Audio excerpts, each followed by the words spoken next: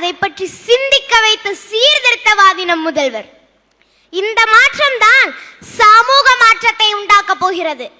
2 மாதங்களுக்கு 200 யூனிட் வரை இலவச மின்சாரம் என்று அவரின் முதல் கையெழுத்து சொல்கிறது. தமிழகத்தை இருளில் இருந்து மீட்டெடுக்க வந்த வெளிச்சம்தான் நம் முதல்வர் என்று. ரோட்டு கடையில மனுஷன் ஜாலி, சேட்டு கடையில மனைவி தாலி என்று குடிமகன்களாயிருப்பவர்களை நல்ல குடிமகன்களாய் மாற்ற அவர் எடுத்த முயற்சிதான் போதை பொருள் ஒழிப்பு. 717 டாஸ்மாக் கடைகளை மூட உத்தரவிட்டதுதான் அவரின் முதற்கட்ட முயற்சி. போதையில் தள்ளாடி கொண்டிருக்கும் தமிழகத்தை தலை நிமிர வைக்க வந்த தலைவர் தான் நம் முதல்வர்.